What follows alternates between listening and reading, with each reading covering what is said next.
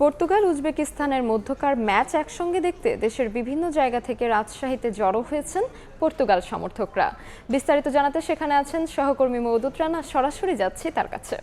মওদুদ,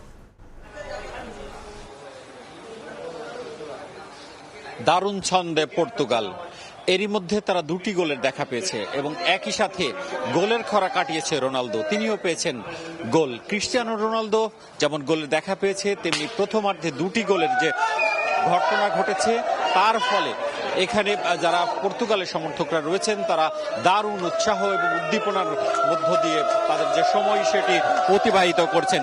এবং আমরা যেটি দেখতে পাচ্ছি এখানে যারা ক্রিস্টিয়ানো রোনালদোর দর্শকরা রয়েছেন, পর্তুগালের পক্ষের যে সমর্থকরা রয়েছেন তারা আনন্দে ভাসছেন।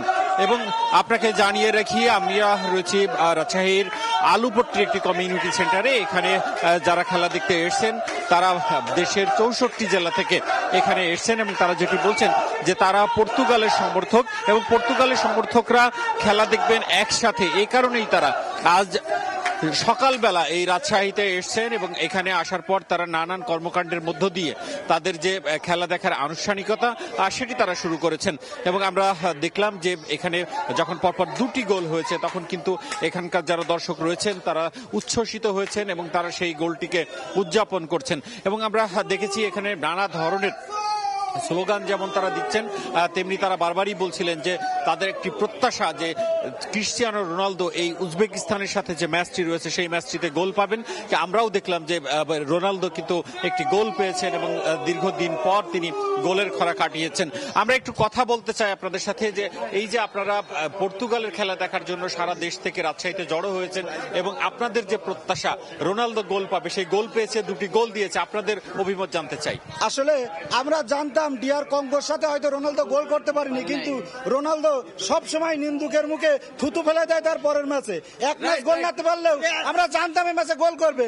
অলরেডি 21 মিনিটে 2-0 গোলে পর্তুগালে গিয়ে আমি এখনো বিশ্বাস করি রোনালদো হ্যাটট্রিক করবে এই ম্যাচে, হ্যাটট্রিক হবে। আরেকটু জানতে চাই যে আপনারা বলছিলেন যে এবার বিশ্বকাপের প্রত্যাশা করেন এবং আপনারা সবাই মিলে একত্রিত হয়ে সেই সুদূর ঢাকা, চট্টগ্রাম, খুলনা থেকে রাজশাহীতে এসেছেন। আপনাদের এই উদযাপনের যে ক্ষণটি সেটি আসলে কেমন?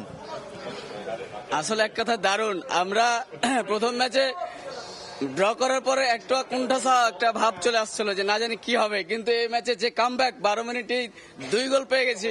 আমরা বড় কোনো ব্যবধান পেতে যাচ্ছি ইনশাল্লাহ এবং রোনালদোর হ্যাটট্রিক আশা করতেছি ইনশাল্লাহ হবে এবং বিশ্বকাপ জয়ের প্রত্যাশা ক্রিস্টিয়ানো রোনালদোর পর্তুগাল এবার বিশ্বকাপ জিতবে।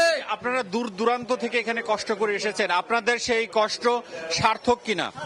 জি, অবশ্যই সার্থক। আপনারা একটা বিষয় জেনে খুবই অবাক হবেন যে গতকালকে যখন আমি রাজশাহীতে নামি তখন আর্জেন্টিনা ম্যাচ জয় হওয়ার পরে ওখানে অনেক সমর্থনরা উদযাপন করতেছিল, এখানে আমিও উদযাপন করতেছিলাম, একা রোনালদো বলে গলা ফাটাচ্ছিলাম। তখন আপনি দেখছিলেন যে এখানে যারা সমর্থকরা রয়েছেন তারা দেশের বিভিন্ন প্রান্ত থেকে এসেছেন, তারা বলছেন যে তারা কষ্ট করে রাজশাহীতে এসেছেন, তারা একসাথে খেলা দেখবেন, খেলা দেখছেন এবং দুটি গোল পেয়েছেন। তারা বলছেন তারা সার্থক, তাদের কষ্ট সার্থক। এই ছিল রাজশাহী থেকে আমার কাছে সর্বশেষ। রাজশাহী থেকে সরাসরি যুক্ত ছিলাম।